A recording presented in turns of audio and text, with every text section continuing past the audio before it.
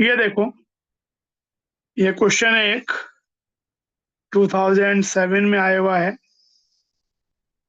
बहुत आसान सा क्वेश्चन है।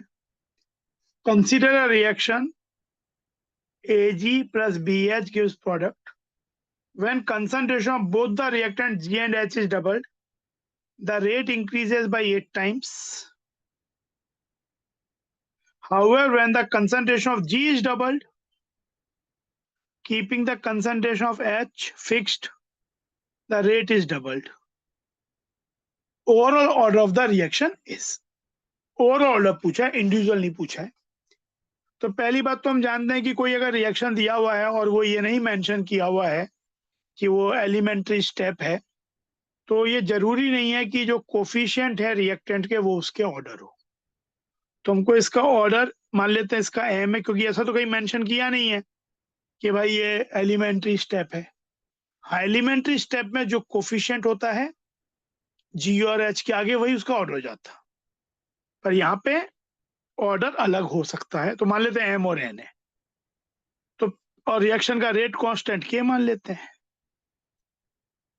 तो ये हो जाएगा, ये बोल रहे सब शुरुआत में पहले रेट आर है, रेट इक्वल टू के, ऐसे लिखते हैं concentration of G to the power M order raise to the power order. ये पहली इक्वेशन हो गई। फिर ये बोल रहे हैं कि दोनों के ऑर्डर कंसंट्रेशन को डबल कर दिया जाए, तो रेट इंक्रीजेस 8 टाइम्स, मतलब रेट हो गई 8R। Rate constant can be only change bye इधर चेंजिंग द एक्टिवेशन एनर्जी और टेम्परेचर। कैटलिस्ट से चेंज कर सकते हैं या टेम्परेचर से। रिएक्टेंट के कॉन्सेंट्रेशन सोर्स से रेट कांस्टेंट रिएक्शन का नहीं बदलता है। तो ट्वाइस जी, पहले जी था तो एक ट्वाइस हो गया उसका।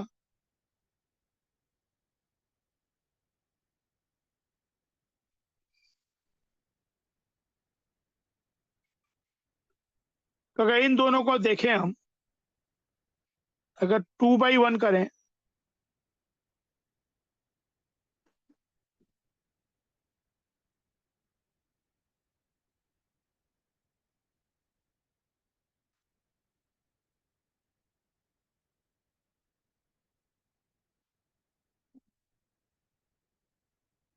तो आपको मिल जाएगा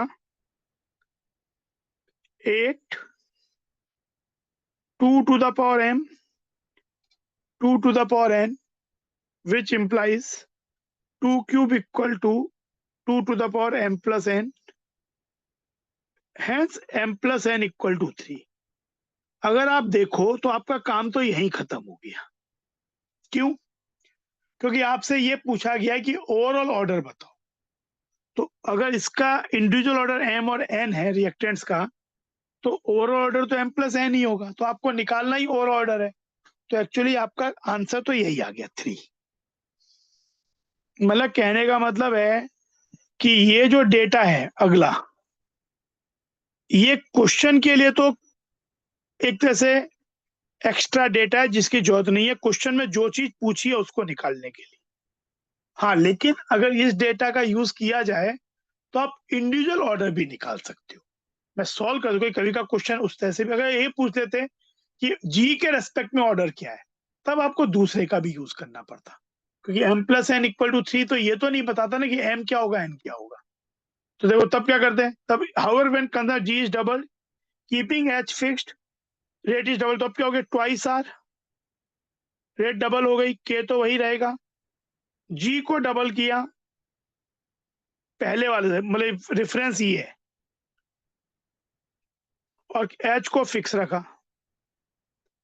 ये थर्ड इक्वेशन हो गई। Now do 3/1, equation 3/1, we get 2 equal to 2 to the power m मिल जाएगा, हेंस m इक्वल टू 1। तो आपको अगर अलग अलग वैल्यूज चाहिए तो m1 हो गया, n2 हो गया, यानी order with respect to reactant H2 हो गया, order with respect to reactant G1 हो गया। पर हमको टोटल ऑर्डर चाहिए था, ऑर्डर चाहिए था, आंसर 3 है। तो ये तो पहला क्वेश्चन सॉल्व हो गया, बहुत इजी क्वेश्चन है, but still till date questions इस तरीके के आते हैं, जो इस बात को फिर से मैं एम्फेसाइज कर रहा हूं कि 70% क्वेश्चंस जेईई एडवांस आईआईटी में डूएबल होते हैं, जो बेसिक कॉन्सेप्ट्स आप पढ़ते हो उन पे ही होते हैं, और 70% जेईई एडवांस में इज अ स्कोर जिसमें you get a very very good rank. तो कहने का मतलब ये है कि जो अच्छे रैंक्स और भी लाते हैं, बहुत थोड़े से बच्चों को छोड़ दिया जाए तो बाकी सब बच्चे डूएबल क्वेश्चंस ही करके सेलेक्ट होते हैं, और जिस रैंक को हम लोग अच्छा रैंक मान लेते हैं 400 500, उस तरीके वो 70% में वो चीज आ जाती है। यूजुअली 70% मार्क्स अगर आपके हैं तो you get a rank of 500 600 और समटाइम्स तो इवन मोर। तो इन रैंक्स के बच्चे भी कोई बहुत अलग नहीं है, वो केवल डूएबल क्वेश्चंस को रॉन्ग नहीं करते हैं। Only difference is that exceptional question तो वो लोग भी नहीं करते, बहुत ही 10 15 20 25 लोग होते हैं जो बचे हुए एक्सेप्शनल क्वेश्चंस को ट्राई भी करते हैं और वो कर भी पाते हैं वहां पे। तो पूरी जद्दोजहद, पूरी लड़ाई इसी बात की है कि वो 70% क्वेश्चंस जो करने लायक हैं, वो उसमें से कौन कितना कम गलत करेगा और कौन कितना ज्यादा सही करेगा। तो it's a, if you keep it very simple, it's simple. ये देखो, under the same reaction conditions initial concentration of 1.386 mole per decimeter cube of a substance becomes half in 40 seconds and 20 seconds।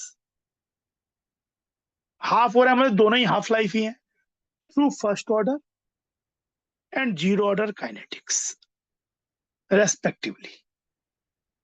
Initial concentration दोनों ही situation में 1.386 है,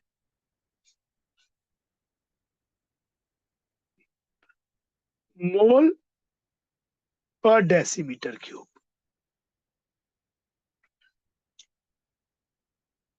first order kinetics अगर follow हो रही है,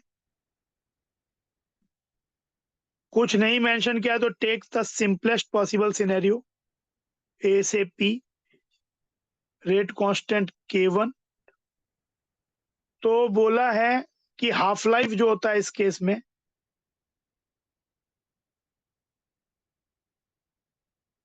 हाफ लाइफ जो है फर्स्ट ऑर्डर का,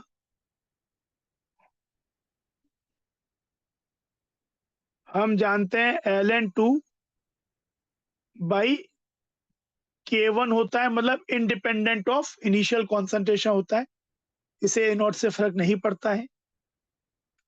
तो आपकी वैल्यू हो जाएगी, K1 की वैल्यू क्या हो जाएगी, ln2/40 सेकेंड्स। ये पहली इक्वेशन हो गई। लेकिन यही रिएक्शन जब जीरो ऑर्डर होगी,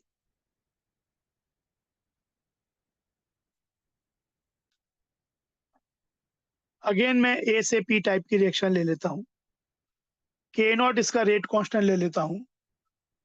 तो इसका इक्वेशन हमने पढ़ा है कि पहले तो आ जाता है -dA/dt इक्वल टू K0 8/0। तो दिस बिकम्स K0।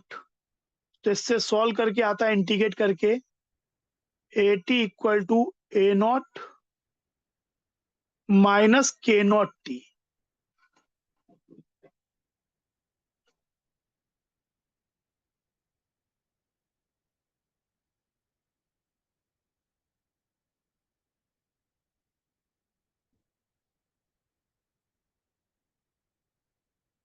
तो ये तो इक्वेशन बन जाती है इसकी।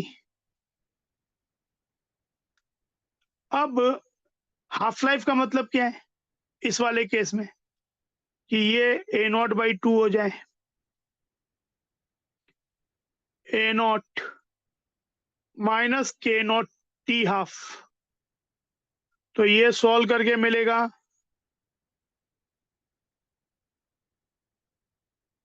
ए नॉट बाई 2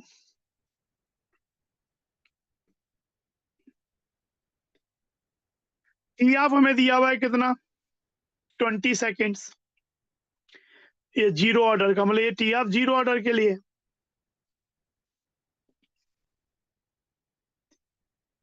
तो के नॉट हो जाएगा A naught by 2 into T half जो कि 20 सेकेंड है।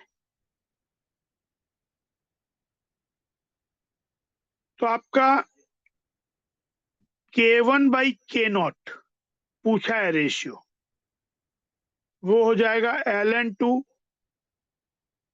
बाई ए नॉट हो जाएगा, 40 कट ही जाएगा।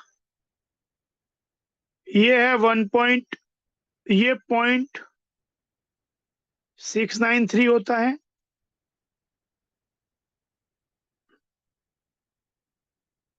तो ये वैल्यू 0.5 आ जाती है।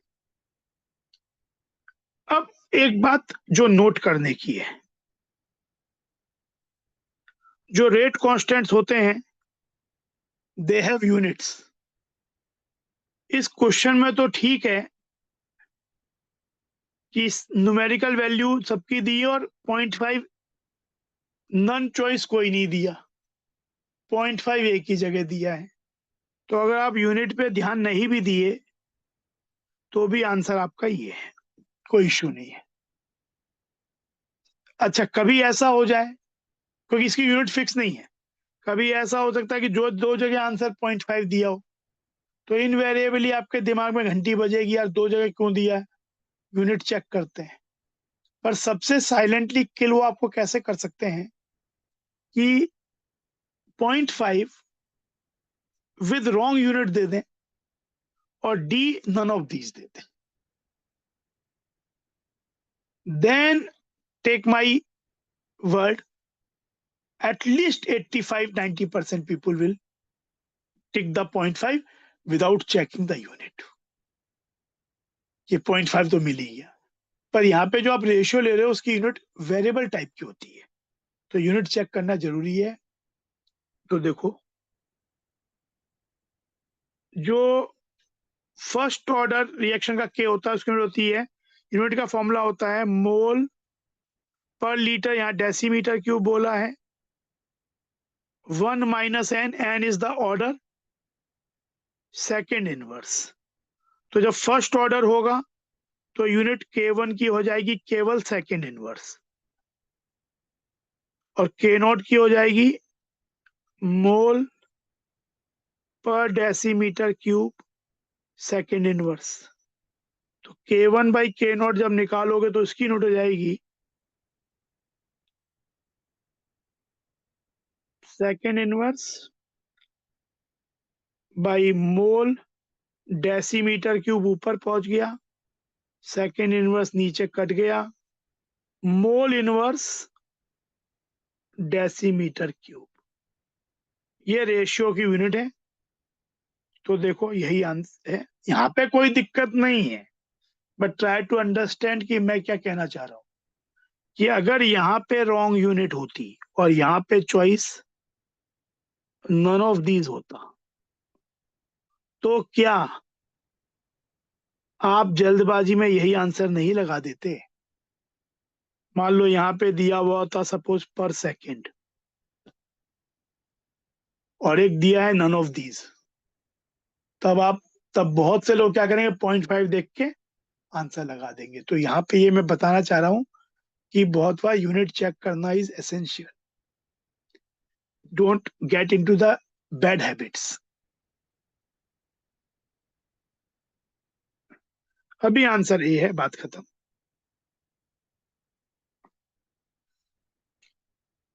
3 for a first order reaction A to P, the temperature T dependent rate constant was found to follow। हम जानते हैं अरेनियस इक्वेशन होती है K अरेनियस फैक्टर ई पर माइनस EA बाई RT, इसको अगर मैं लॉग ले लेता हूं, लॉग जब दिया था मतलब बेस 10 है वो, लॉग ए, ये आ जाएगा minus E A by R T, बाहर आ जाएगा, लॉग ई बेस 10 हो गया। तो इसको मैं लिख सकता हूं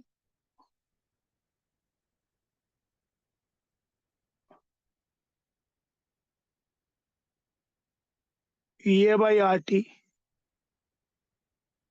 log E base E log 10 base E. ये वैल्यू तो 1 होगी और ये वैल्यू 2.303 होती है।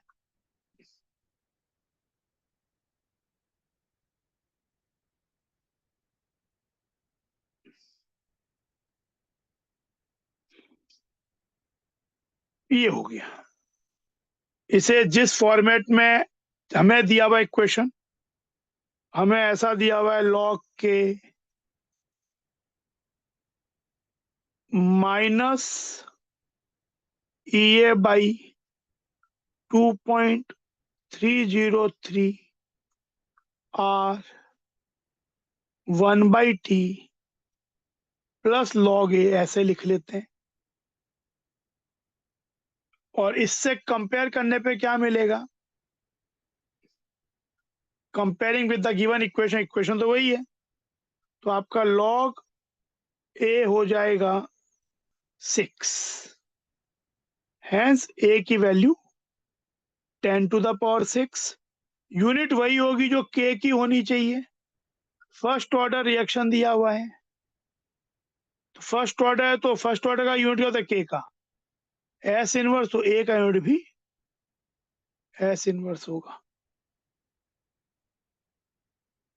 और ये वाली जो वैल्यू है minus E A by 2.303 R equal to -2000, minus minus plus हो गया, तो यार E A will become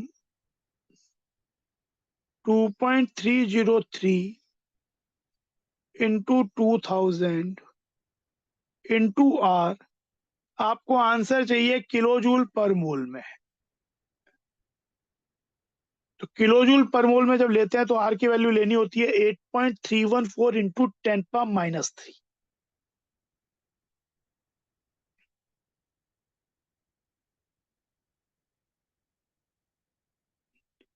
are की जो यूनिट्स है ना, ये भी बहुत इंपॉर्टेंट और बहुत एक बहुत कंटेंशियस इश्यू है। बहुत से लोग इसमें गलतियां करते हैं।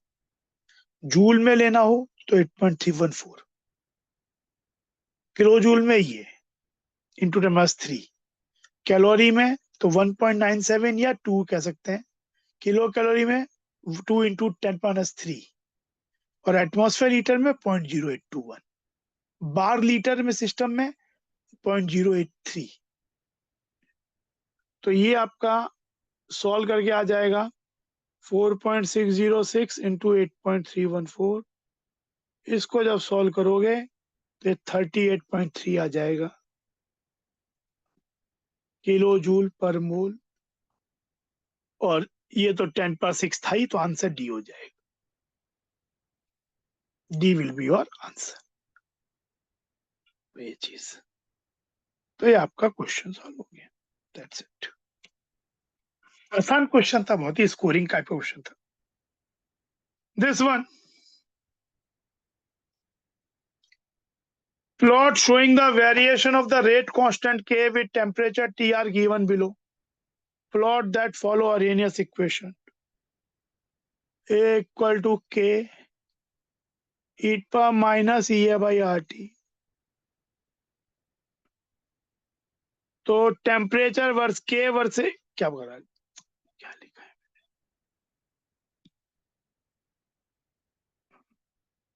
ये हो गया। तो के वर्सेस टेम्परेचर, टेम्परेचर बढ़ेगा, नेगेटिव पावर कम होगी, के की वैल्यू एक्सपोनेंशियल इंक्रीज होगी।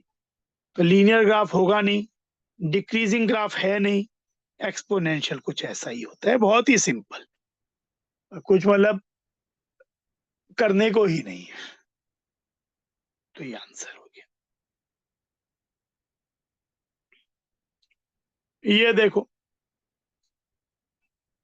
concentration of R in the reaction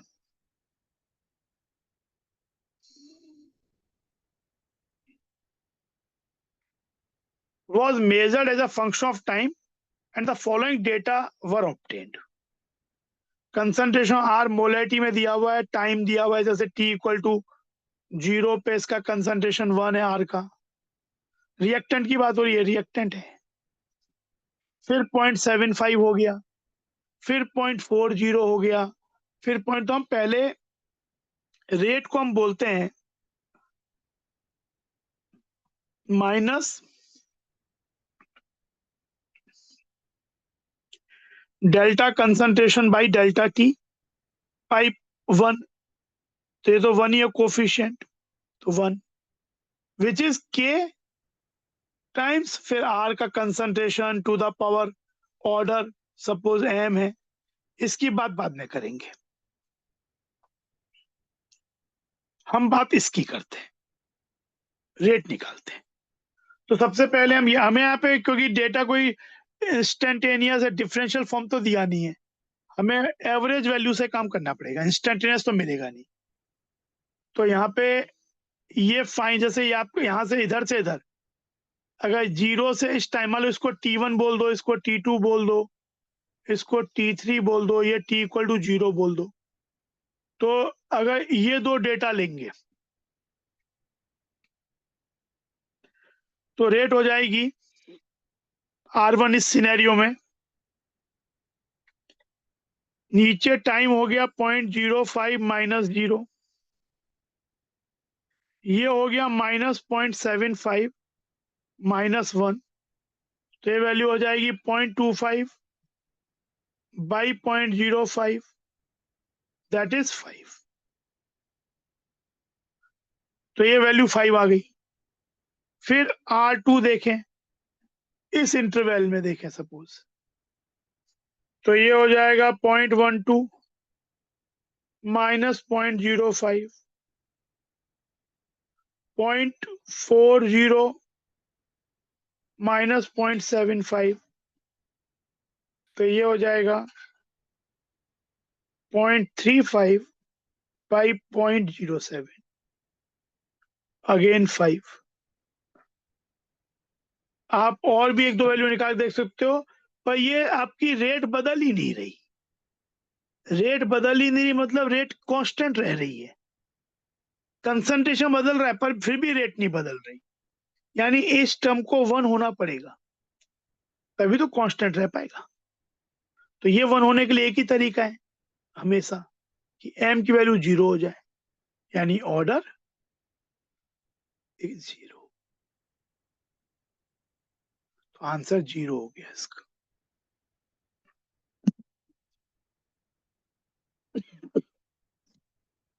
तो ये आपका क्वेश्चन हो गया। Again not bad question but easy था फिर भी।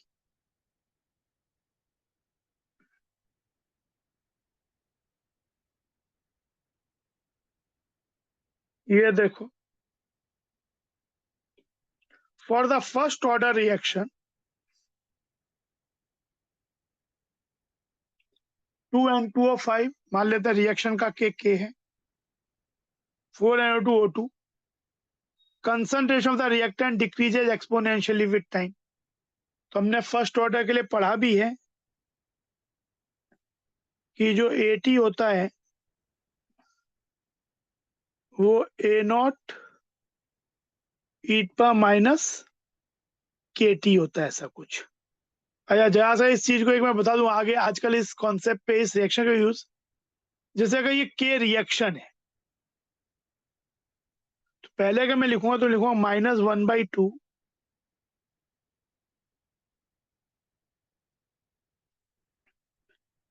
रिसेंट पेपर्स में, जेई एडवांस में स्पेशली इस बात को इन्होंने एक्सप्लोर किया है। ये रेट हो जाती है इस के रिएक्शन, और क्योंकि फर्स्ट ऑर्डर है with respect to N2O5 power 1 हो जाएगा, तो ये हो जाएगा -dN2O5 by N2O5, equal to K reaction, और ये 2 यहां आएगा और ये हो जाएगा dt। जब 0 से t आप करोगे और ये N2O5 का इनिशियल और ये N2O5 का t, तो आपको सॉल्व करके मिलेगा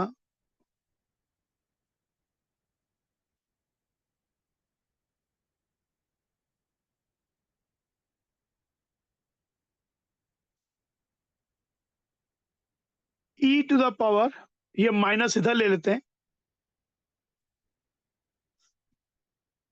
तो ये हो जाएगा e to power minus twice K reaction, क्या माइनस के टी नहीं होगा, मतलब जब इसको सॉल्व करोगे और ये ln हट जाएगा, तब पहले तो ये ऐसा आएगा -2 के रिएक्शन टी। तो N2O5 हमारे इस आंसर में कोई फर्क नहीं पड़ेगा, लेकिन मैं चाहता हूं कि इसी समय इस बात को आपको आगे जब कोई क्वेश्चन आएगा तो आप इस बात को अप्रिशिएट कर पाओ। और आजकल एक्चुअली इस चीज को बोलते हैं के डिकम्पोजिशन, क्योंकि जब -DN2 आपने 2 को इधर ले गए तो के डिकम्पोजिशन जो है इस पर्टिकुलर रिएक्शन के लिए वो ट्वाइस ऑफ के रिएक्शन है। एक्चुअली अब हम ये वाला फॉर्मूला यूज करते हैं, एक इसका फॉर्मूला और ये भी यूज करते हैं, के 2.303 by T log N2O5 initial by N2O5 at time t। तो यहाँ पे हम के डिकम्पोजिशन यूज करते हैं, और अगर यहाँ ये के रिएक्शन दिया हुआ है तो इस जगह पे इस फॉर्मूले में ये वाली चीज ट्वाइस ऑफ के रिएक्शन होगी, अगर आपको के रिएक्शन के टर्म में चीज चाहिए तो। और इस चीज को रिसेंटली 2019 या 18 में या उसके 1-2 साल बाद 2-3 क्वेश्चन ऐसे हैं जिसमें इस कोफिशिएंट का मायना है, उसको रिलेटेड उन्होंने चीज जो अगला जो मेरा जो जेई एडवांस्ड के क्वेश्चंस आगे हम करेंगे 13 से लेके इस सेशन में सभी क्वेश्चंस होंगे, तो वहां पे आप इस बात को मैं सॉल्व भी करूंगा, तो अभी चिंता की बात नहीं है, उन क्वेश्चंस को भी हम करेंगे, पूरा ही करेंगे हम। टोटल 23 क्वेश्चंस के आसपास हैं जो कि पूछे गए हैं 2006 से लेके 2024 तक टिल डेट, तो हम सभी करेंगे। तो ये हो गया। तो पहला चीज क्या हो रहा है कि N2O5 का कंसंट्रेशन जो रिएक्टेंट है वो एक्सपोनेंशियली डिक्रीज करेगा, ये बात सही है, कोई इश्यू नहीं है। इतनी इंफॉर्मेशन इसको टिक करने के लिए नहीं चाहिए थी, फर्स्ट ऑर्डर का ग्राफ भी ऐसा ही होता है, नेचर AT वर्सेस T। तो ये तो मैंने जैसा और आपको क्लियर कट चीजें आ जाए जो आगे भी आप उस बात को समझ, इसलिए मैंने इतना टाइम लिया। The half life of the reaction decreases with increasing temperature. अगर टेम्परेचर बढ़ता है तो रेट कांस्टेंट बढ़ता ही है, और हाफ लाइफ होता है फर्स्ट ऑर्डर का ln2 बाई, फर्स्ट ऑर्डर बोला है क्या, नहीं इन जनरल बोला है, तो इन जनरल जैसे आपके पास नहीं, ओह जिन जनरल बोला इस रिएक्शन के लिए बोला है, बात तो इसी रिएक्शन की हो रही है।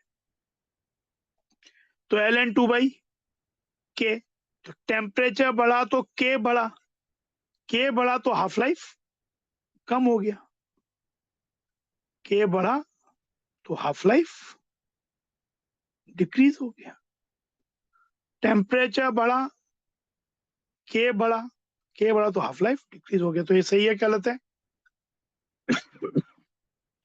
Half life the reaction decreases with, ये सही है, बिल्कुल सही है। हाफ लाइफ जो होती है फर्स्ट ऑर्डर रिएक्शन की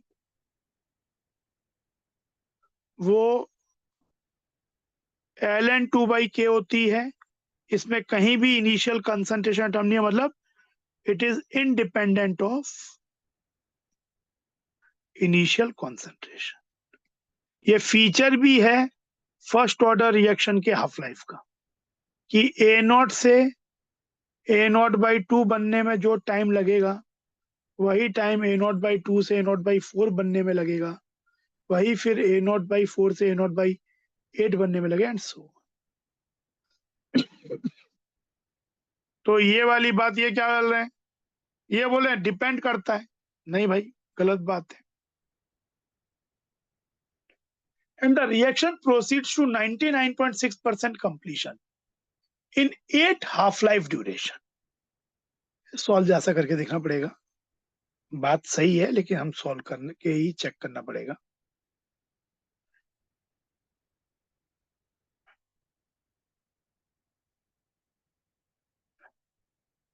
अगर 8 हाफ लाइफ ड्यूरेशन मतलब टाइम हो गया 8 टाइम्स ln2 या 2.303 log2/k, इतने टाइम की बात हो रही है, 8 हाफ लाइफ। तो अब देखो हमारे पास क्वेश्चन है t equal to 2.303/k log A0/80। अगर कोई रिएक्शन, यहाँ पे k डिकम्पोजिशन क्या हो जाएगा, ये k डिकम्पोजिशन हो गया, तो यहाँ पे भी इसको k डिकम्पोजिशन जो एक्सप्रेशन आप यूज कर रहे हो ये यूज करो, यहाँ पे भी वही यूज होगा। A0/80 मतलब A0 हो गया आपका N2O5 का इनिशियल और 80 हो गया N2O5 का एट टाइम t। तो आपका टाइम कितना दिया, 8 टाइम्स,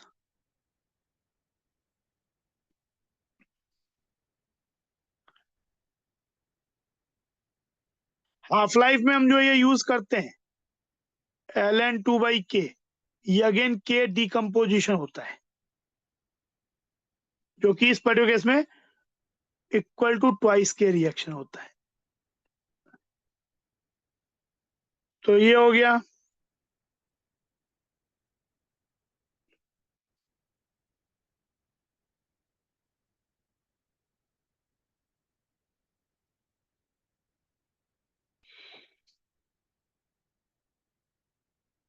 ये कट गया, ये कट गया, ये हो गया log 2/8 हो गया 256 log A0/80। तो इससे मिल जाएगा 80 इक्वल टू A0/256।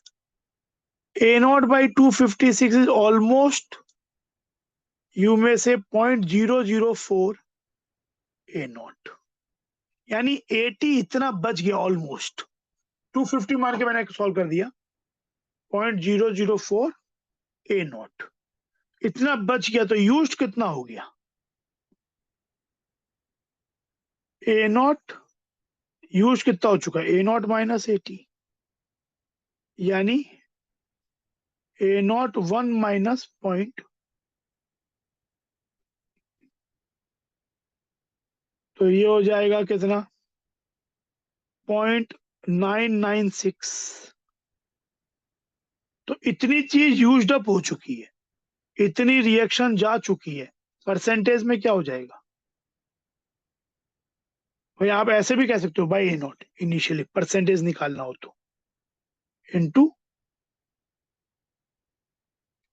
99.6%, इतना यूज्ड अप हुआ, 80 बच गया, ये बच गया जो, ये जो बच गया, तो यूज्ड अप कितना हो गया, इतना डिवाइड बाय इनिशियल, उतनी तो रिएक्शन चली गई। तो आपके पास ये 99.6% रिएक्शन कंप्लीशन हो जाएगी, तो ये सही है। आंसर हो गया A बी और डी।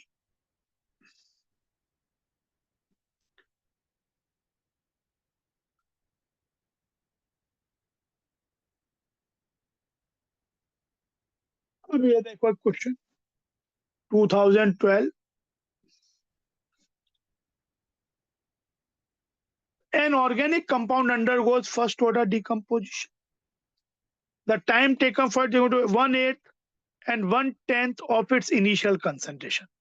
मतलब जिस टाइम की बात करें T1/8, वो टाइम वो है कि जिसमें 80 इनका हो गया A0/8 और T1/10 ये बता रहा है कि 80 की वैल्यू A0/10 हो गई।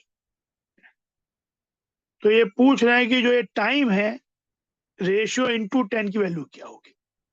तो देखो फर्स्ट ऑर्डर डिकम्पोजिशन कोई रिएक्शन नहीं दी, तो कोई भी अपने आप को फैंसी अननेसेसरी करने की जरूरत नहीं है। टेक दिस रिएक्शन, तो T1/8 हो जाएगा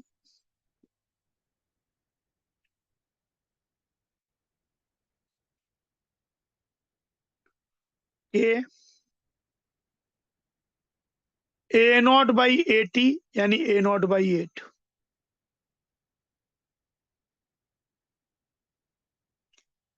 2.303/K इंटू 3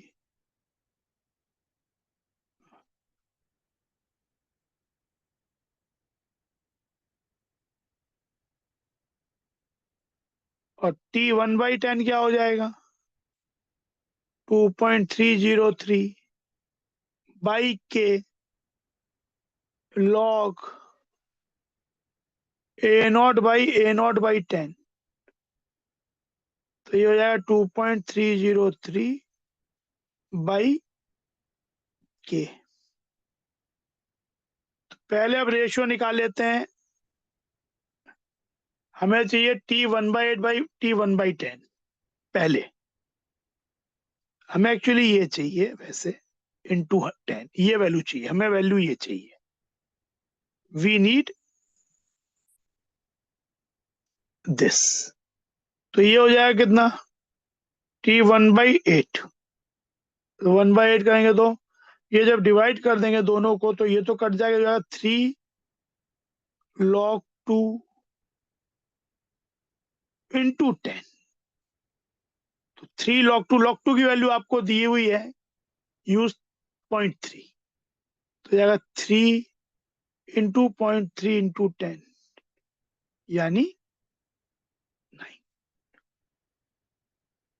तो यही आपका आंसर है। This is your answer. Question kinetic questions काफी डुएबल टाइप के होते हैं।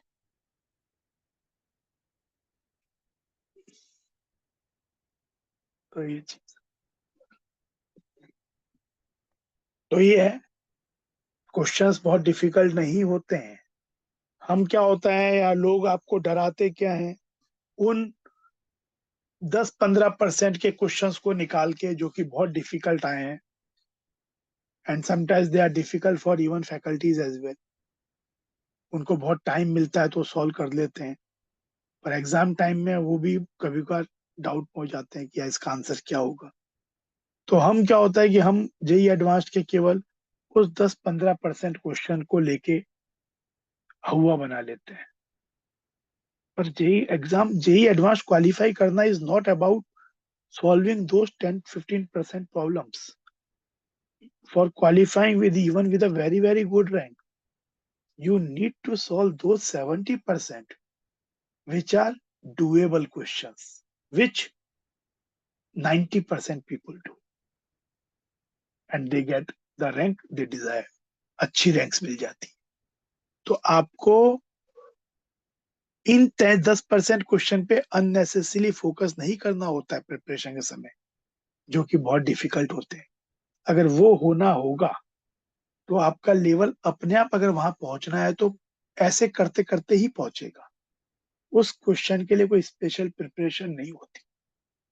आप कितना अच्छा ये सब चीजें सीखोगे, कितनी क्लियरिटी से सीखोगे, वो अपने आप ही डिसाइड कर देगा कि क्या आपके पास टाइम बच पाएगा क्या पेपर में उन क्वेश्चंस को देखने का, क्या आप उस क्वेश्चन को कर पाओगे क्या? वो कोई प्रिपेयर नहीं कहते, वो आप जो बाकी 70-75% किस लेवल पे आपने पढ़ा है, वो 20% उस बात का फ्रूट है कि भाई ठीक है, इसको तो इतना अच्छा आता है तो ये 20% को भी कर लेगा, सब कुछ मैनेज कर लेगा।